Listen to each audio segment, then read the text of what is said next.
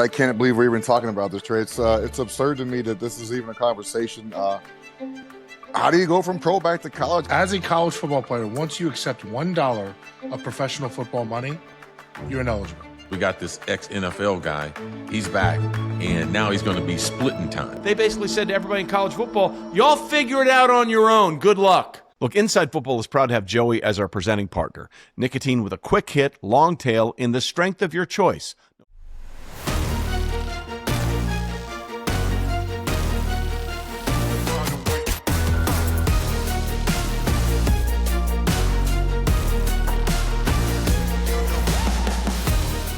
Hey, everybody, what's up? If you're new to what we're doing here, welcome. We're glad you're here, and thanks for stopping by. And before we get into the content, just a reminder to make sure you stay on top of everything we're doing. Make sure whether you're watching on YouTube or listening on our audio platforms like Amazon, Apple, Spotify for the podcast, make sure you click those like and subscribe buttons and that bell on YouTube so you will know right away every time we drop another episode.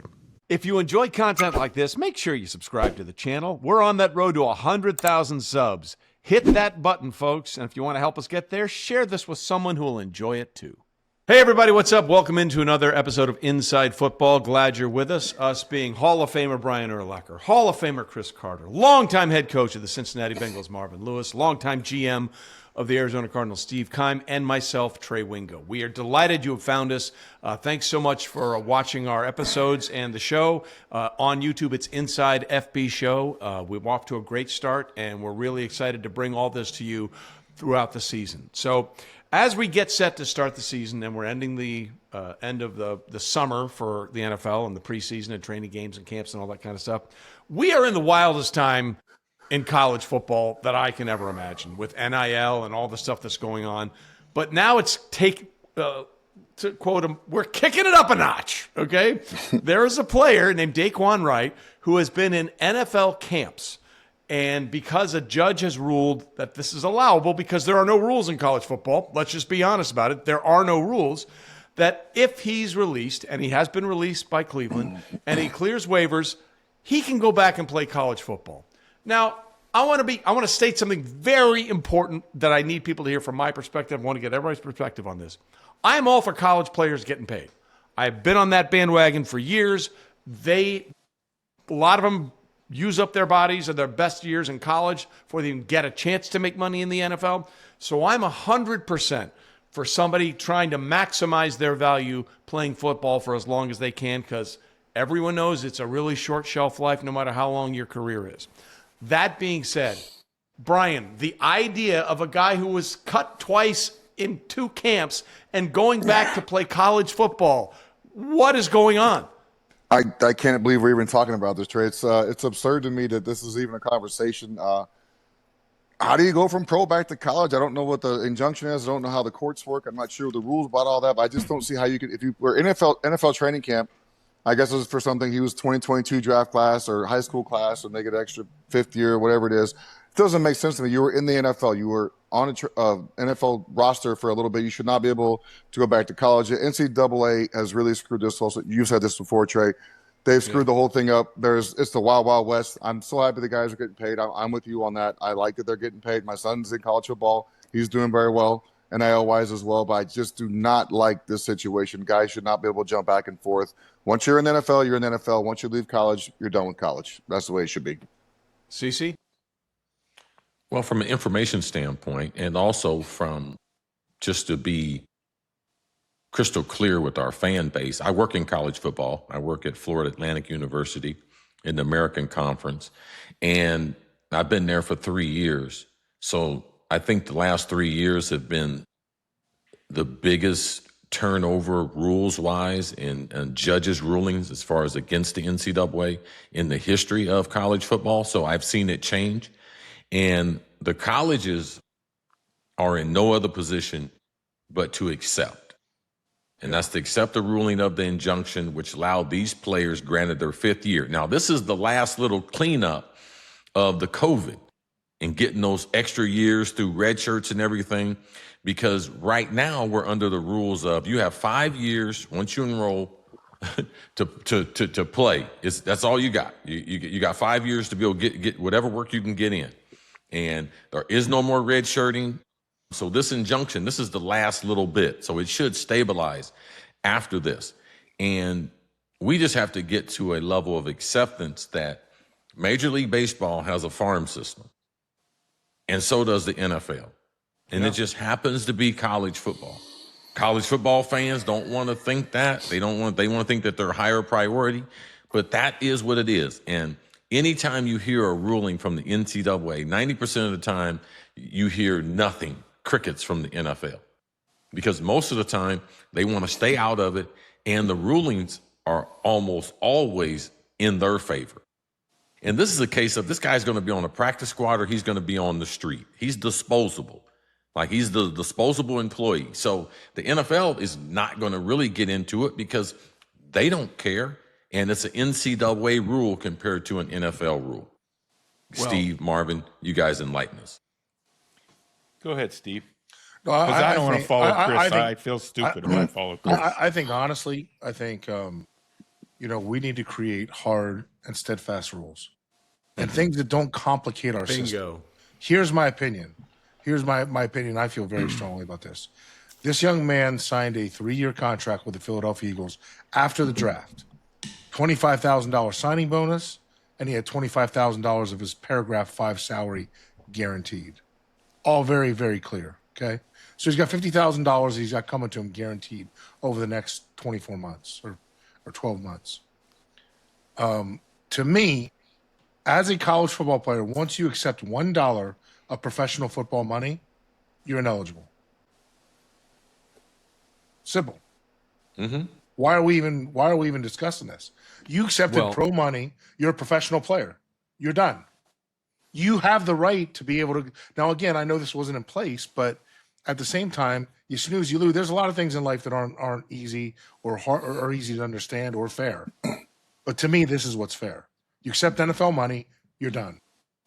Marvin, you have another story about this is not going to be the only time this is going to happen. No, this has been going down the pipe for a while, and I'm still close to the program here at ASU at Arizona State and Coach Dillingham, and they had a young man who played on defense as a safety, and he was in camp with the Seattle Seahawks, and he gets granted this extra year, and he gets cut by the Seahawks. He gets granted his next year, and they say, yeah, we'll have you come back, and so they offer him an NIL deal for 5 months at about $30K a month.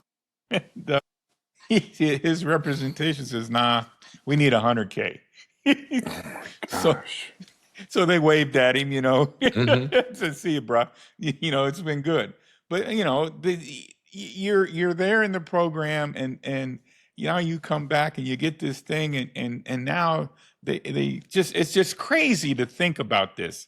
But, Steve, from the time, we were evaluating guys and saying, okay, this guy might come to the draft, and they're giving him a grade because the head coach at the school wanted to know so he could tell his player whether he should stay in or not. And this has just grown and grown. And then it was, I can declare for the draft, but I don't get drafted. Now I don't sign with an agent or take money. I can go back. But now this is completely the opposite. I mean, this has gone down a scary, scary road of everything. How does a college coach even do his roster? Yeah. Same with the NFL guy. I mean, that's part of this. Like, Steve, hold on a second. That's that really interesting part of this. And Dan Lanning, the head coach at Oregon, I think had a brilliant statement on this. He's like, I get it. Okay. This guy, maybe he may be available and he may be better than the guy I have, but then I've taken a guy who I've been with this entire offseason since we stopped playing and gone through spring ball and all that kind of stuff. But he's been here all summer. It's a zero-sum game. Everybody's got roster limits. One's coming in, one's coming out. Are we willing to kick somebody out just because this guy is now available and he might be marginally better? I mean, that's another thing that nobody's talking about in this scenario. Well, also because I work in player development. So guess what I got to do? I got to call somebody's parents. Right. Yeah. FAU, we're getting ready to play Florida in 2 weeks. So I got to call someone's parents that I've been given all this good news about their son starting for the team. But now, hey, man, we got a problem because we got this ex-NFL guy. He's back, and now he's going to be splitting time. So you talking about destroying a locker room, destroying families that have invested their whole life and everything, because now the truth is going to really hurt them. Like, this is a tough business to be in. I guarantee you Lane Kiffin is not going to call, the parents of that kid who he's replacing and he's taking his playing time to inform them that this is how we're going to be doing business. But those are the types of conversations that have to happen on a regular basis if you're going to indulge in it. And someone like me is going to be one calling compared to the head coaches, because that is the nature of the business we are in college football. And Brian brought something up, and I think we really need to be clear about this. This whole situation that we're in might have been avoidable if the one governing body gave a shit about it. And I'm talking about the NCAA. Okay, the NCAA's job, supposedly, allegedly, reportedly, maybe, is to be the overall do good whatever for college athletics. We're here to do this and do that. And they all saw NIL coming down the pike, and Mark Emmert could not have cared less. All he wanted to talk about how bad this was, and we got to try and fight it. Bro, it was coming no matter what you felt, because once the courts got involved, you didn't have a say anymore. So they, instead of saying, hey, we need to come up with guidelines, we need to come up with rules, we need to come up with things, parameters to put things in place so we don't have crazy shit going like this, they basically said, and Marvin and Chris, you know this, they basically said to everybody in college football, y'all figure it out on your own. Good luck. This is all their fault. Look, Inside Football is proud to have Joey as our presenting partner. Nicotine with a quick hit, long tail, in the strength of your choice. No tobacco leaf, no smoke, no spit. 36 flavors, 3 strengths, 108 ways to find yours. And if you're out on the golf course, a Joey in the cart is just as good as it is in the studio. Whether we're breaking down tape or breaking down the league, Joey's right there with us every episode.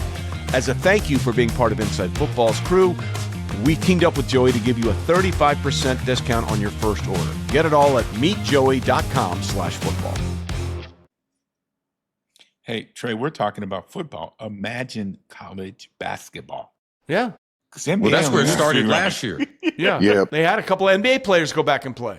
Like, it's nuts. It's nuts.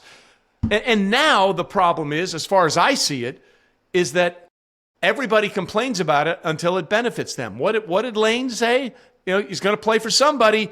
It might as well be me, right? So it's a problem until you can benefit from it. Then it's no longer a problem. Well, Lane showed his hand when he said he reached out to Todd Monken before the kid was released. Right. Come on, man. See, I mean, you can't blame the kids. We talk about the quarterback position being supply and demand. I want to be very, very honest with you, and Marvin can attest to this. It's hard enough to have 53 players that are good enough to make your roster, let alone another, 16 now on the practice squad? Practice squad. So if you have a heartbeat and a breath, you're probably going to be on the practice squad if you're a good, legitimate prospect to play in the NFL, like maybe this Dae'Quan might have been. Now, all of a sudden, it's affecting NFL practice squads, which are really the farm team for an NFL team. The first farm team. Because they understand our system, right, Marvin? And then when we elevate kids on Sundays or Saturdays. Yeah, they're in the building. Because they're in the building and they understand our concepts, our schemes. Now, all of a sudden, this has fucked up everything. And it's really putting the roster management into a real tough position. Well, the other thing about this is, and I want to get everybody's take on this, because somebody said, Chris, I think you said it.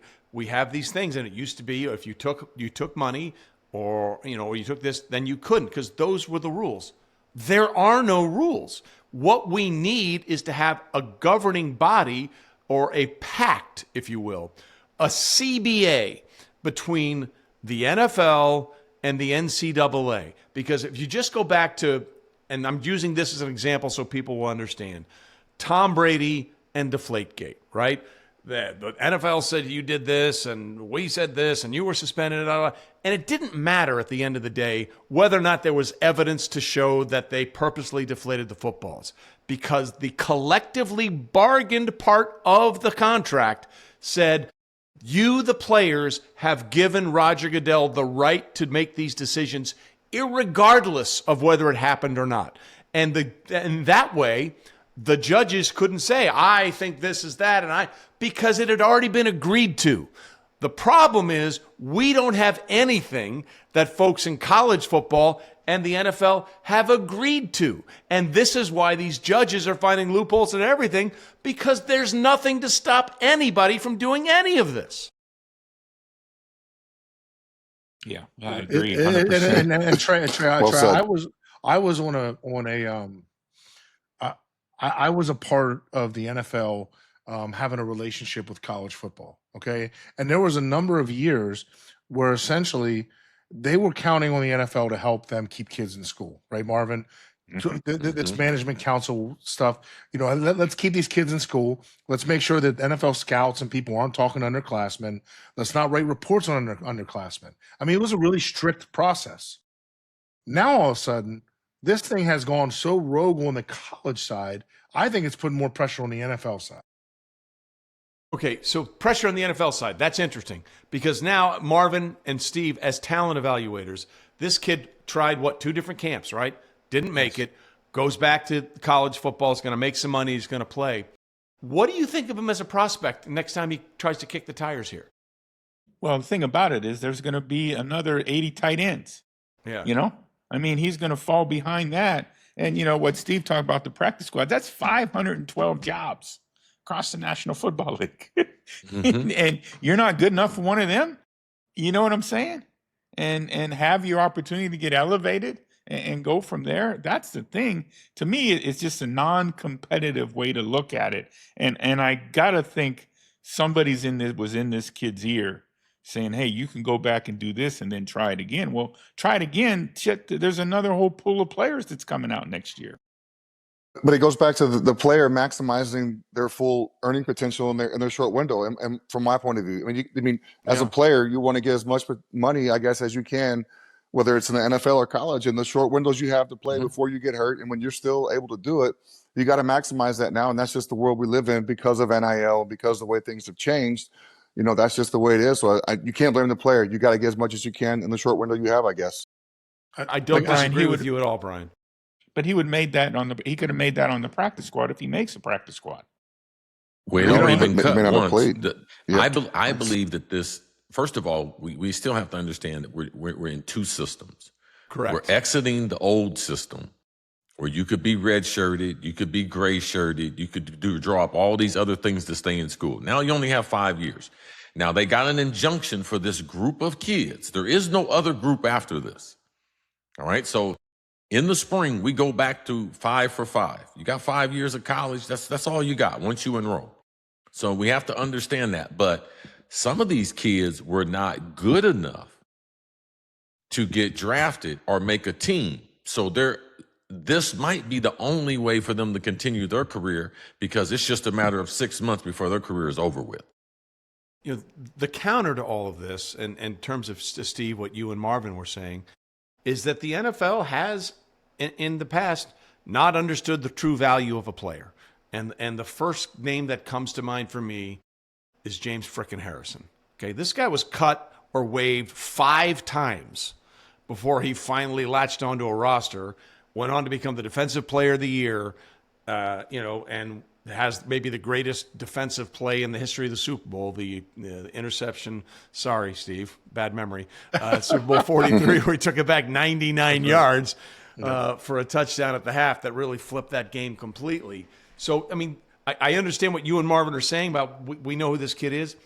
NFL does get it wrong all the time on how good these kids can be. All the time. There's no doubt. And listen, whether it's Priest Holmes or it's James Harrison, there's a gazillion guys that we can talk about. But at the same time, it's our fault in itself. And what I've always said was sometimes we learn more from our mistakes and learning what not to do than what to do. And hopefully these experiences and these things like this player, his situation, hopefully that helps us propel and get better as our relationship with college and pro football, and we get some guidelines and some rules that make sense. Trey, those stories in it. Excuse me, go ahead, Chris. Those stories they sound amazing, but the one thing that we as professionals and players the eye in the sky don't lie. Yes. Players play football, and they play. When you turn that camera on, it's like, man, who is that dude right there? What number? Man, look at that guy run. Look at him make plays. So There's only a few of those guys that you don't know. There is no machine that we can put people in to see, okay, what's their genetic ceiling and where are they in their growth? Have they hit the ceiling or do they have a few more floors to grow in? Like a lot of times you get a kid from Texas, he's played such systematic football since a little kid. He probably played in the same offense and defense from an 8-year-old to middle school to high school, that some of the people's development is they've gotten closer to the top, and even though they haven't gotten to college or to pro football. So we're always going to have an outlier or two. But when that tape pops on, there's a reason why Philadelphia got cats. They got real human beings that can play football, and their general manager is one of the best in the business. If they let you go before training camp, you know something? We sampled the cookies. They're not our flavor. Going down the road somewhere. So then he ends up somewhere else. So this just happens to be, with this injunction, just a little extension of their pro career, because these guys are not professional and they belong in college. And if they didn't have to go pro last year, they would have stayed in college. What about the idea of now, and I don't know how old this kid is, but I mean, he's 25 years old, 24 years old, going up against kids that are 17 or 18. Brian, that's why they put the new rule in, Trey. Yeah. I mean, that's a huge difference. It's surprised they didn't go to Indiana. Aren't most of the kids that start for them 23 or above? I feel like they had all the grown men. I mean, they won. They get good job. But I feel like, I mean, the rules are what they are. The coaches don't break it. My son's 21 now, so I mean, he's old enough to defend for himself. He's not 18, 19 years old playing college football anymore. They got to grow a little bit. You know, they mature differently in college. But, you know, like Chris said, after we get past this year, this injunction won't matter anymore, and they'll all be on the level playing field again. I'm going to tell you, if you let me come back and play college football at 23, I'm playing both ways. I'm going to kill somebody. It's true, though. Like we used to talk about Brandon Weeden and fucking Chris Wenke as outliers, and now it seems like every team's got 4 of those guys. Yeah. No, but I was coming. You guys, Priest Holmes never got cut, bro. Priest Holmes was a rookie in Baltimore, man. I got some great training camp bed check Priest Holmes stories. Let me tell you now. That was a sly dude, man. Hey, listen. This is the game we're in. That's a whole nother show. Okay, that's it. We don't want to give that up on this one. We call that a teaser. Coach Marchibrodo just looked at me and shook his head. These boys will be boys. I just started laughing. Yeah, we have to do a show, Trey, with who was your most surprising, who went undetected, the guy that caused the most chaos, who no one would know about. Steve, who we drafted, who was on the squad, and us as players and everything. Marvin with the bed check. That'd be a great show. I am 100% in on that one. And on that high note, ladies and gentlemen, we say thank you for being a part of this show. We appreciate you watching. Make sure you click those like and subscribe buttons or the bell on YouTube so you get a notification every time we drop a new episode. Again, on YouTube, it's Inside FB Show. For Brian Urlacher, Chris Carter, Steve Keim, and Marvin Lewis, I'm Trey Wingo. We'll see you next time.